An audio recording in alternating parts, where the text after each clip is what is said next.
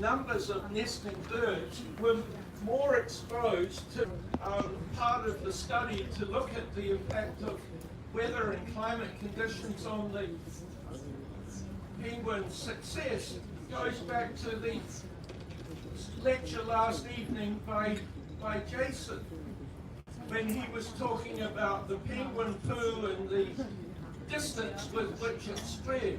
In my case, I was interested in the fact that you look at these radial marks from the guano, the penguin poo or guano, and you can see there that it radiates out in all directions. But if we look at a nesting penguin, we find that there are some areas that the penguin poos more into than other areas. And that is that when the winds start increasing, the penguin always faces into the wind. So if that penguin is facing into the wind, the guano goes out to the other end. And that allows us to actually look to see and determine which are the prevailing wind directions, and therefore is there any change in exposure across the rookery. By looking at these patterns right across the rookery, we could determine whether there'd been changes in wind direction and wind intensity over time, and whether that also was impacting on the penguins. So the last conclusion that I reached was that it wasn't necessarily the more extreme exposed parts of the rookery which were actually experiencing the decline in numbers. The study that has been made possible by the longer record of environmental conditions at Cape Royds has given us more insight. Mine was just a little undergraduate student looking at one period of 3 months of observations. I didn't have the benefit of a long time period to analyze. You can see here in this graph that the wind speeds do in fact influence the numbers of breeding pairs in the rookery. Secondly, you can see that the effects of ice patterns off the rookery have a major effect, and then the effect of sea ice conditions also influences the number of breeding pairs that are giving rise to a chick over the breeding cycle. So I want to really stress the importance of long-term observations in the Antarctic. Extremely important.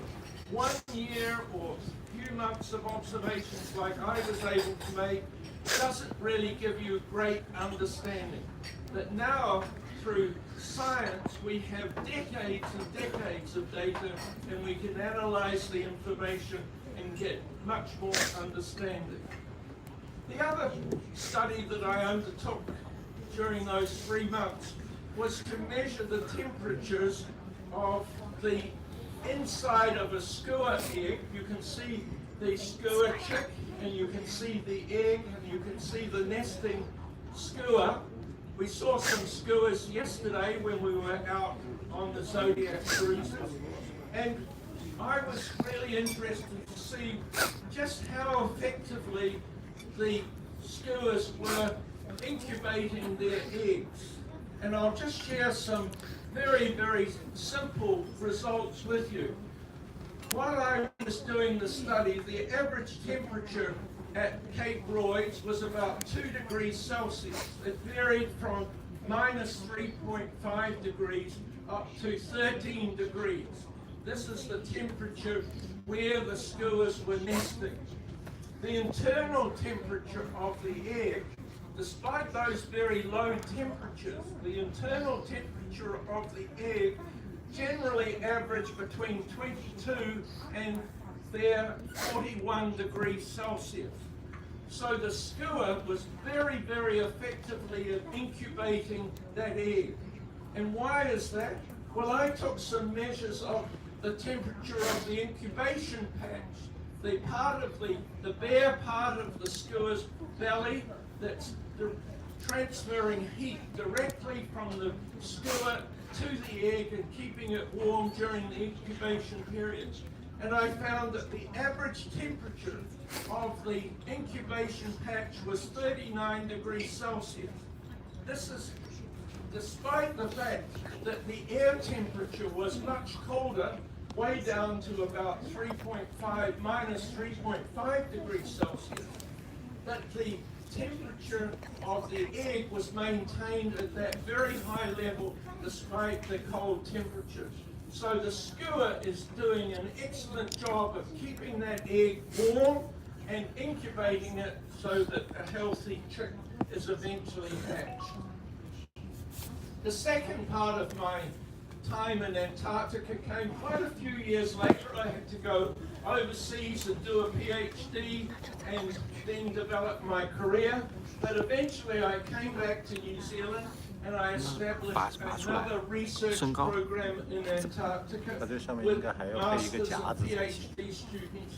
And that was to look at the environmental impact of human activity at Cape Royds. And the reason why that was important was that we wanted to see just how effective the new environmental regulations that had been instigated and applied to research expeditions, whether they were working or not, and how effectively they were working. So the idea was to compare the impact of modern expeditions on those expeditions, and particularly the Nimrod expedition of Shackleton way back in 1907-09, when there were 15 men overwintering at Cape Royds. This time we had the luxury of flying again to Antarctica, and we had the luxury of having a little cabin to stay in as opposed to a tent. The tent was only used when we had visitors. We put the visitors in the tent and we stayed in the luxury of our wanigan. And you can see there the general setup. It's still very basic, but a lot more comfortable than living in a tent for weeks and weeks and weeks. Right next door to us was Shackleton's hut from that Nimrod expedition. And we wanted to see whether the effect of that expedition on the environment could be detected. You can get an idea there of the relationship between the hut, Shackleton's hut, and the penguin rookery. And you can see there that from the historic photos, the hut had a lot of supplies stored around it and therefore had started to deteriorate over the decades since the hut was constructed.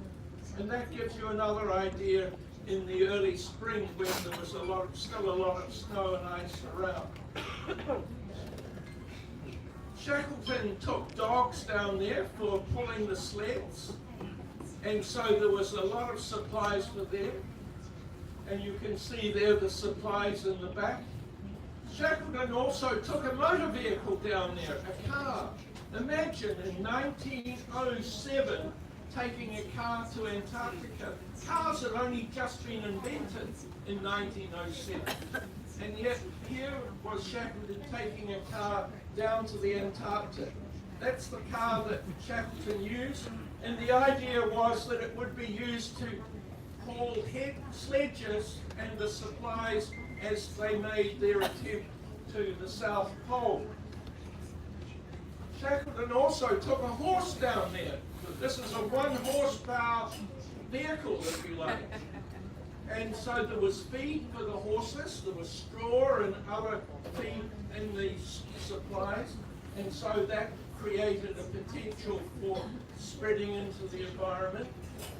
But of course, Shackleton also used human power, man-hauling of the sledges. And in fact, the experience that Shackleton had comparing the horse, the car, and humans was that the humans were much better at sledge hauling than the other approaches. This is a photo of the inside of Shackleton's hut when they were there in 1907-09. As I said, they overwintered. This is the hut today. It's been beautifully conserved and restored, so it's not deteriorating at the rate it was before there were major efforts made to preserve and protect the interior as well as the exterior of the hut. It's a wonderful environment to go into, and hopefully you will have the opportunity to go into some of the historic huts during this cruise. We were interested, as I say, in the environmental impact of all that human activity back then compared to the environmental impact of human activity over the last decade or so by more modern expeditions, more recent expeditions. This is the garbage dump that Shackleton established. And again, that's a source of contamination for the environment. So we undertook studies looking at detecting remnants of that waste that had been accumulated and then dispersed by the winds and by human activity. It was quite an effort, but the findings that we had was that the modern expeditions are having nowhere near the environmental impacts of the expeditions during the heroic era, for example, Shackleton's time. And so regardless of the location, regardless of the concentrations, whether we're dealing with number of pieces of material or the weight of material, the waste from the heroic area, those 2 years of human activity back in the beginning of the 1900s, far outweighs the impacts of the scientific expeditions from the modern era. And so that was a very useful conclusion to show that what the protocols that are being used now to make sure that we don't impact on the environment are indeed working. Move on very quickly to 1998 to 2001, and I reconnected with Antarctica once again. And in this case, I had the opportunity to design and run a course for postgraduate students to gain a certificate in Antarctic studies. And part of that course, it was a summer course over the months of November, December, and part of January, was included some time in Antarctica. So this is the brochure that describes the course. It was implemented by the University of Canterbury in Christchurch, New Zealand. And that course is still running, although it's on hold at the moment while they reconstruct Scott Base. But you can see there the general themes of the course. This is the first students that undertook the course, and you can't tell from that photograph, but those students have various backgrounds. Some of them are scientists, traditional scientists, marine scientists, for example, or physical scientists, but others are artists, others are engineers, others are lawyers, others are accountants, and so on. So people with a variety of professional backgrounds and variety of personal interests. The course, as I say, involved lectures and practical exercises at the university and lectures by people that are involved in Antarctic research and Antarctic operations, including tourism. But the highlight of the course for the students is the 10 days or so in Antarctica where they can undertake practical studies and get practical experience of living and working in Antarctica. So there the students are all getting into the aircraft again flying down to Antarctica rather than taking an ocean voyage. While in Antarctica, they gain an insight into the operation of the base, Scott Base, and they get to understand that, and the science programs and other things. But the highlight is to go off and have the experience of living and working on the ice and undertaking practical studies. So there's our base camp in the with Mount Erebus in the background. Mount Erebus is currently the only active volcano in Antarctica. But you can see there the setup of the campsite, very, very basic. These tents that are used were first designed and used by Scott in his Antarctic expedition. And the design has changed very little from those early days. That is an incredibly robust and functional design for a tent that's going to be providing shelter in Antarctic conditions. And each student took the opportunity to personalize their accommodation, just like we do when we're living in more temperate latitudes. We like to show that who that accommodation belongs to. As I say, the students weren't there just to observe, but they were there to gain practical experience. And here they're doing studies looking at the concentration of lichens and other organic material in quadrates on the stony outcrops. It was very challenging. In those days, we didn't have those nice insulated flasks for water like you have on this ship. And the problem there was that you might be very thirsty, but you take out your flask to drink the water, and you find that it's frozen, and you can't drink the water when it's frozen, of course. So there were some practical consequences that the students learned very quickly of undertaking research and studies in Antarctica. But we were looking at things like water quality, we were looking at things like biological activity, so there was a variety of projects that the students were assigned to, but students also had to do their own individual projects. And just to emphasize the variety of backgrounds of the student, this student is doing a weaving of the Antarctic landscape. And that's just as legitimate as a student who was using chemistry to understand some of the dynamics of the Antarctic environment. So the course was very, very multidisciplinary, multi-background for the students. It was also fun as well as hard work. This is Santa Claus coming to visit us on Christmas Eve, and he'd come out from Scott Base. I don't know how he got to Scott Base. I didn't ever ask him, but Santa visited us, and we established a nice throne for Santa to sit in, to be very comfortable, and that Santa's helper there as well. We also had a very moving Christmas Day dinner. We constructed a large table out of the ice, and we then set it up with seating, and this was having our Christmas dinner on Christmas Day. And you'll notice that there's a vacant seat at this end of the table, and that was for people on the course.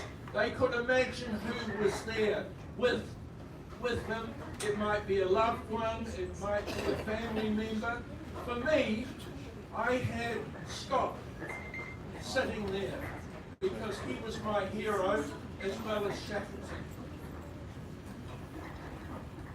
So there were various trips that were done during that time, and one of the trips was back to Shackleton's hut, the very hut that I had been camping by in those first 3 months in Antarctica.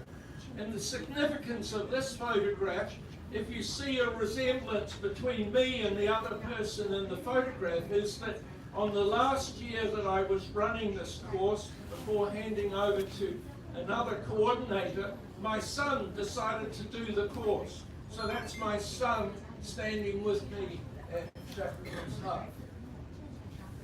The students were very creative. They weren't scientists or engineers only. They wanted to demonstrate their creativity. So quite often people would go out in the middle of the so-called night when everybody else was meant to be sleeping, and we'd wake up in the morning and we'd find these magnificent sculptures that had been put up. Also, our code name was 3K309. Unfortunately, when I got up to take this photograph, the 9 had already started to melt a little bit, so it had crashed to the ground. But that was our code for our particular event, and somebody had constructed this. Back at Scott Base, there was time for socialising and partying and having good fun. But what I'd like to do is hear from one of the graduates. But instead of having a link to somebody right around the world, somewhere in the world, who can speak to you today about their experience of undertaking this course at great expense, I have somebody to appear here live to share their experiences on the course. Thank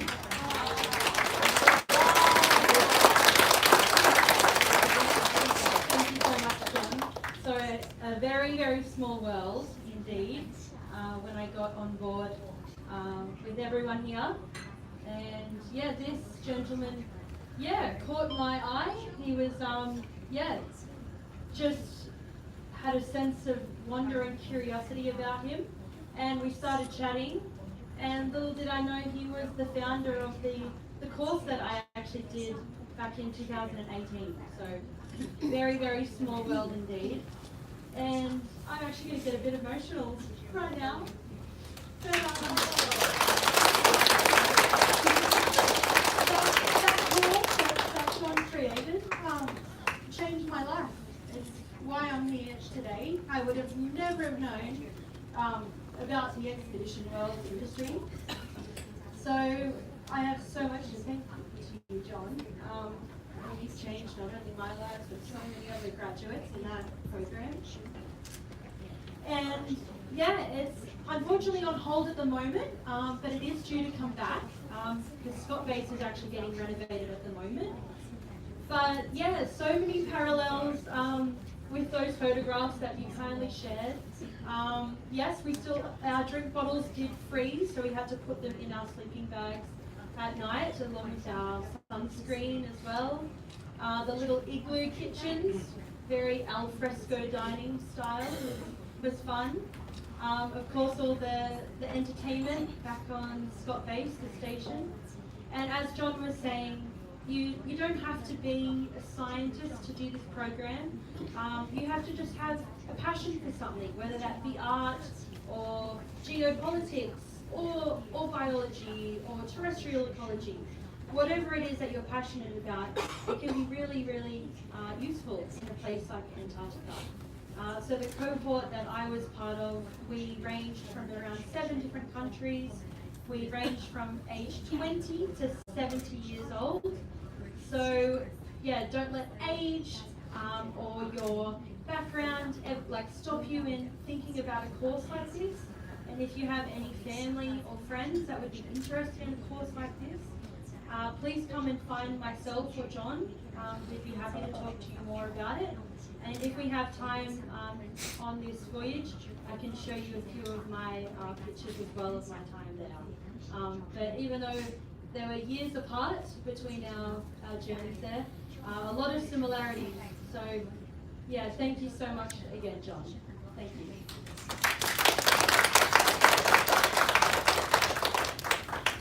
Thank you very much, Chloe. You can imagine we were sitting having dinner with Chloe and one of her colleagues, and as Chloe said, we started chatting, and all of a sudden I discovered here was one of the graduates from the course that I established 20 years ago. And Chloe is exactly right that it establishes a really strong relationship with Antarctica, whether it be professional or emotional or highly personal. That course does lead to some very big changes in the students' lives. And quite often when I ran the course for the 4 years, I was in the minority in terms of age. There were people many years older than me, even though I, even at that stage, was quite old. There were people from that age group taking the course. So, as Chloe said, age does not matter. But let's get back on the topic. So here's Chloe.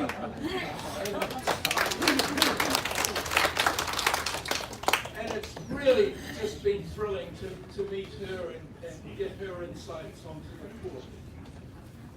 Talking about my professional life, the proudest moment for me was, as we heard earlier, when I was awarded the Nobel Peace Prize in 2007. It was as a member of the Intergovernmental Panel on Climate Change, so my interests in climatology and meteorology were very significant for me in terms of being able to serve on that panel, but also my interests in humans and their relationship with the environment and the impact of the environment on humans. So Nobel also awarded that Peace Prize in addition to the more traditional prizes for science and literature and so on. Another proud moment for me is still unfolding in that I've had the opportunity to publish some books that express my interest and passion and knowledge for meteorology, climatology, and the world. So in 2023, I published a book on the science of weather, climate, and ocean extremes, because it's the extremes in weather, climate, and the oceans that have the major impacts, not only on human beings, but the whole world in terms of the biological world, but also on infrastructure and the environment more broadly. And then I realized it wasn't all about science. We needed to look at the consequences of those extremes. So earlier this year, in fact, just a few weeks before we came on this voyage, this book was published, looking at the consequences of these weather and climate extremes. And one day before I started the journey to come on this voyage, I submitted the manuscript for this book, which will come out early next year, and looking at how we can reduce those consequences. Because it's not just about understanding the consequences, we need to do something to reduce those consequences. But it's when you look at the combination of the science, the consequences, and the management that you really can do something about changing the world. But that's not the end of my story, because my Antarctic connections were established yet again just a few weeks ago when I joined you all on this expedition, this cruise, this voyage. And that is very important to me personally, because as I said at the start, it's 60 years ago since I started my first links with Antarctica. So, here's my new cohort. And one of the things I want to express to you, everybody on this voyage, again, is that wonderful friendship that's been established. You opened your arms to Helen and me as soon as you saw us, and you gave us the most generous welcome, and we have been enjoying ourselves ever since. You can see the smiles on our faces tell you just how much we're enjoying it, and we really want to express our thanks to you for embracing us and making such a wonderful voyage and experience for us. But I really would be remiss if I didn't identify a particular group in this voyage, and that is the expedition team. Just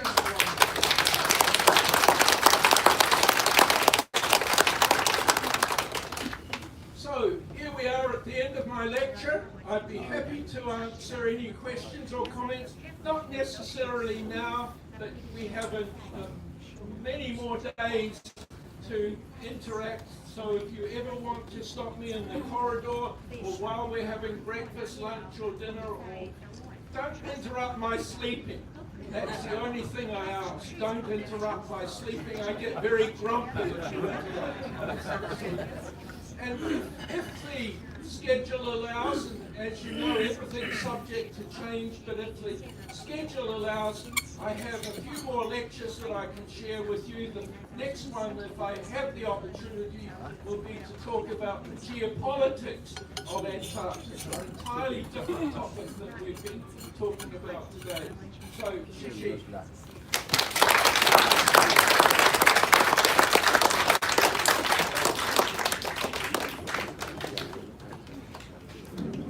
Oh, that's better. Warm round of applause for this wonderful lecture.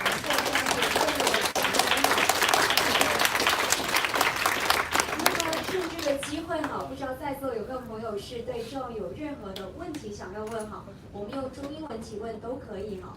So if you have any questions for John, please feel free to fire away.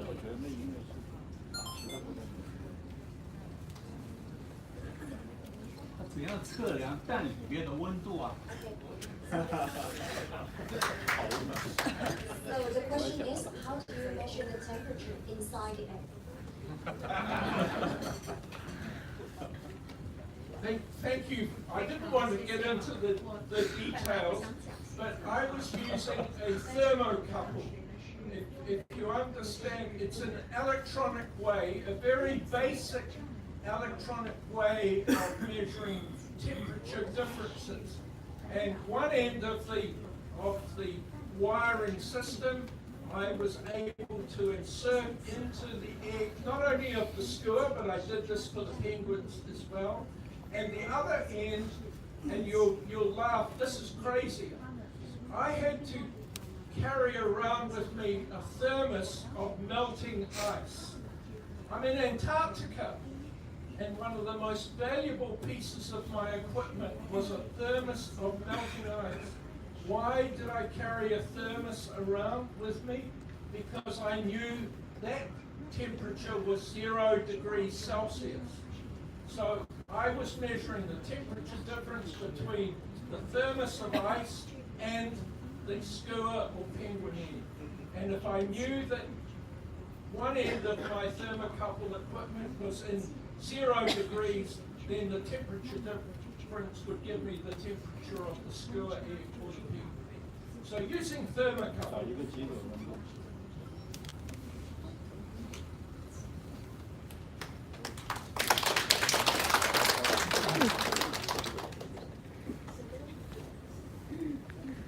对，您好 ，John， 您在南极60年，令人致敬。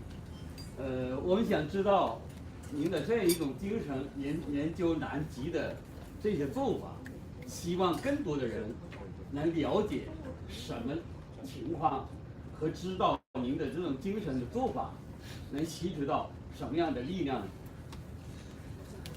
Thank you very much, John. So your 60 years of experience in Canada is really inspiring for us. So how do you want to motivate people through your entire expedition experience?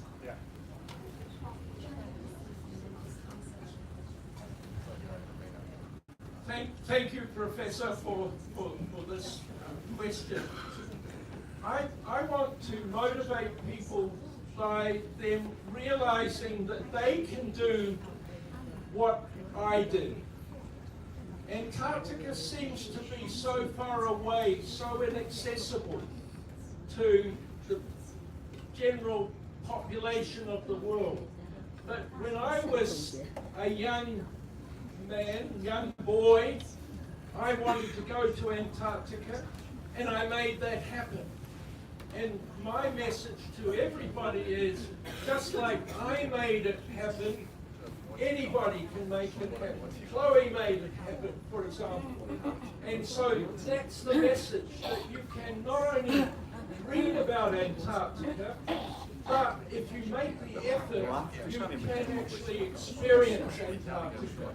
And I would have to say that until you experience Antarctica, you don't really have that huge passion that's really important in making sure that we protect Antarctica from further degradation of the environment and the whole system that Antarctica represents.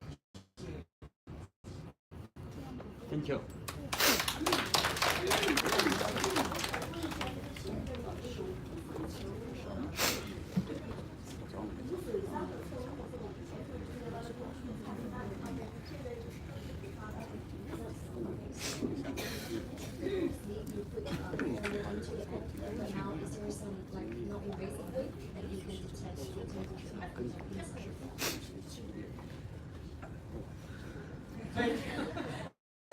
Thank you again for the question.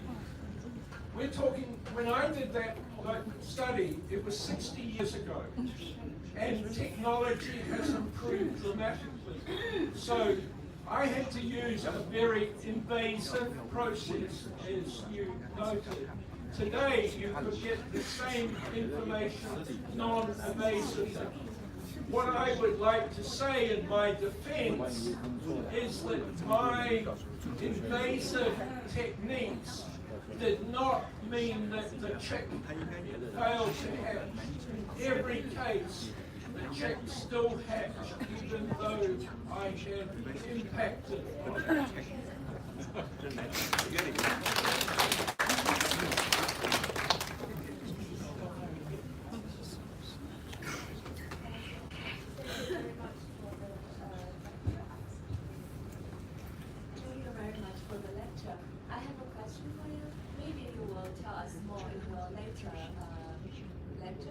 But since you won the Nobel Peace Prize, so maybe can you give us a hint about what's the influence of the climate change and the world peace?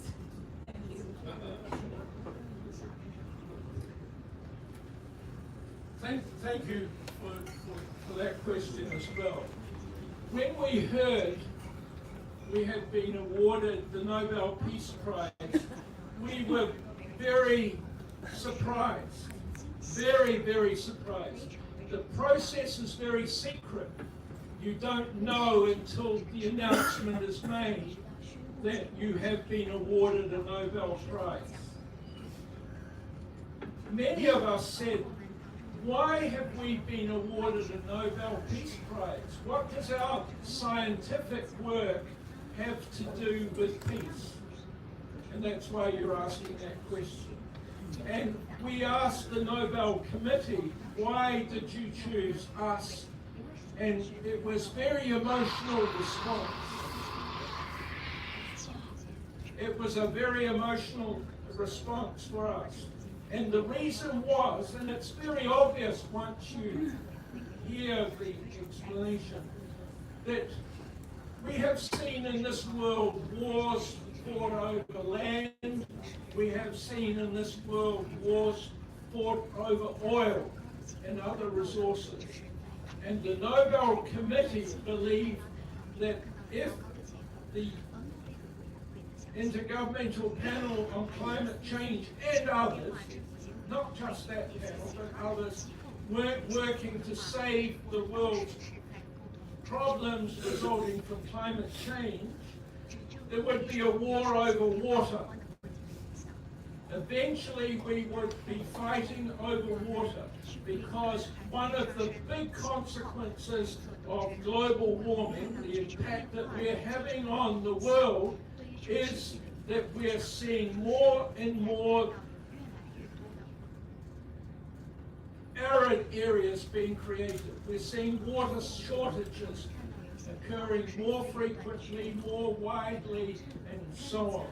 And so the Nobel Committee thought that the work of the IPCC, and particularly and hopefully preventing increased creation of deserts, increased water shortages would mean that there was less chance of fighting over water rather than fighting over oil.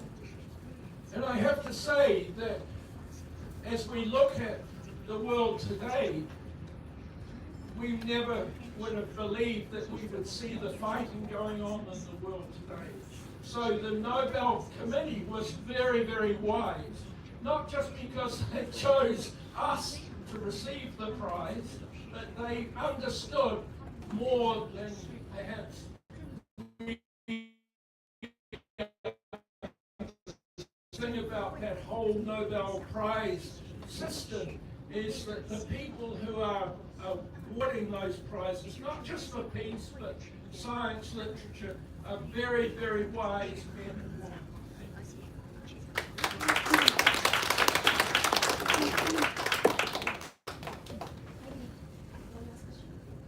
我们最后一个问题哦 ，Your pick。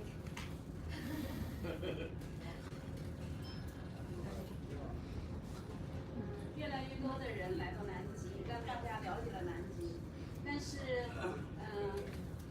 也增加了南极的一些风险，大家这么认为。那您作为科学家，认为应该有更多的人来到南极，还是维持在某一个可控的范围内？那么在全球发展的过程中间，南极，人类是不是要承受一个全球变暖的，为全球变暖背锅？那我们怎么控制这个发展和维持环境的一个关系？ So as more and more people are able to come to Antarctica, we have a better understanding of this continent. However, that may also bring negative impact to the continent. And as a scientist, would you encourage people to come to Antarctica, or do you think we should control the number of visitors within a limit? And also, in terms of global development, human is now being inflicted on the impact of climate change and global warming. So how do you view the relationship, the dynamic balance between development, economic development, and environmental protection? Again, a wonderful question, thank you very much. I'll try and give a short answer to those two questions.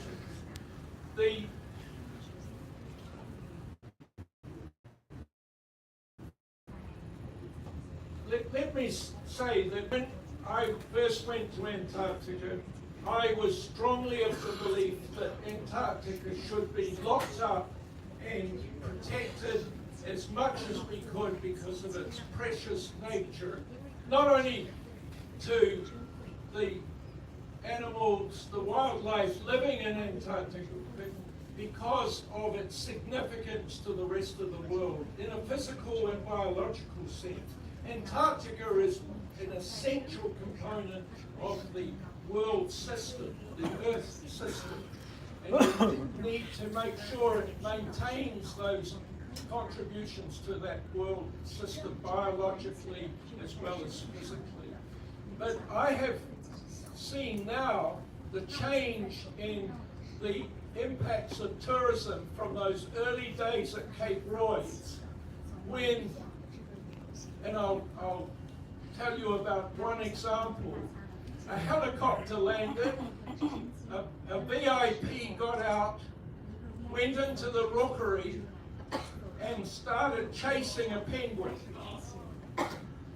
Just imagine, a person lands over to the colony, starts chasing a penguin.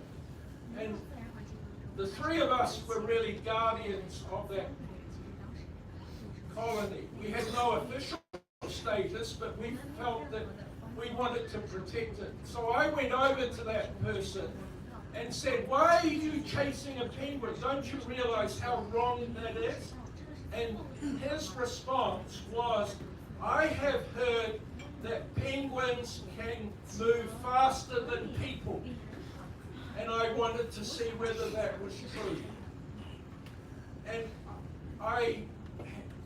I'm sorry to say that I got very angry and lost my temper with that person because I just could not believe, as as a young 20-year-old that this man who was probably in his 50s or 60s would be so stupid. If we now go 60 years, 6 decades further on, and I'm sailing with you and I observe what the expedition team tells us and does in terms of environmental protection, it is like night 60 years ago. Today, it's a time of enlightenment. It's a really, for me, it's been a very emotional experience to see the respect and the effort that is made by people who are on a ship coming to Antarctica to ensure that they have no impact on the wildlife as well as on the physical environment. It is just so, it's been so important for me, and I've already spoken to some of you about how my views have changed tremendously from those days 60 years ago to what I see today. And the importance is that you can all become ambassadors for Antarctica by sharing with other people who don't have the opportunity, who will never have the opportunity to come to Antarctica, but try and give them the same understanding of why Antarctica is so important and why we must do everything we can to protect Antarctica. Not just while we're down here, but also while we're living in our worlds back in our homes, etc. One example of that is, look at what we've done in terms of the Antarctic ozone hole. We have been very, very successful in reducing and reversing the depletion of Antarctic ozone way up in the stratosphere. That only came because everybody in the world got together and wanted to reverse that depletion that was going on, and that required all of us to get involved. We were working for Antarctica everywhere we were back in the rest of the world, and we must do that.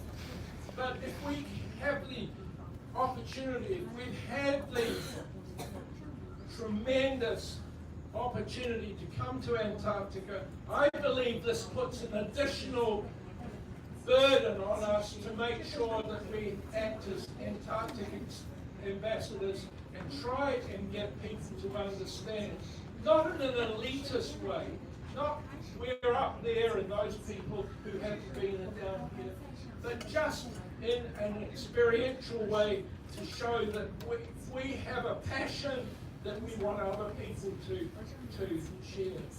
The other part of your question is one that would take a long time to answer, even longer than I've just taken to answer the first part. But very simply put, the issue of climate change is a major issue, but it is one that is solvable, again, by commitment. What we have to do is we have to have the same sense of commitment we had to stop ozone depletion. We have to have that commitment to stop global warming. The real reason for success for stopping ozone depletion was that the companies that were making the ozone depleting substances saw the opportunity to make even more money by making substances that did not deplete the ozone layer. It was an economic solution. And what we need to do is to make sure that in the bigger picture, solving the climate change issue is seen as delivering economic benefits to those who make the effort. Right down from the individual homeowner, the individual person living at home, to the big corporations and to governments and so on. We have to make sure that people understand there is an economic benefit from solving the climate change problem. And that economic benefit not only comes from what we do in the future, the actions we take, but it is because we will avoid all of those consequences that are described in that second book of mine. If we can avoid those consequences, we will save huge amounts of money. So it's not just about spending money, it's about saving money.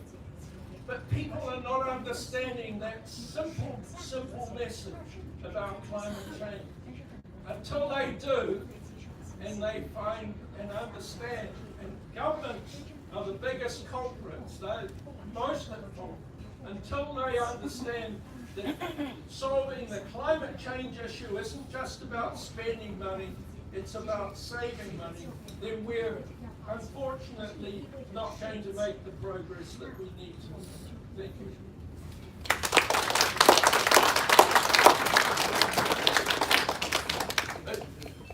Back to my first slide where I said don't need to take photos because I will share my presentation with you. Also remember that I'm happy to talk to any of you at any time for the rest of the crew, except when I'm sleeping.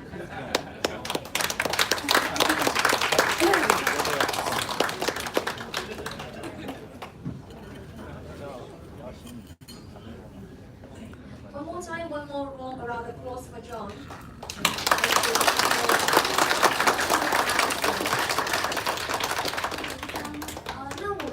So thank you, John. Thank you. When do we have our next lecture? 我们接下来还有一个讲座哈。那如果想要继续留下来听讲座的朋友呢，就可以留下您的耳机，然后不然的话，也可以在我们的台前来交换耳机。OK， 谢谢大家。So we have one more lecture coming up, and those who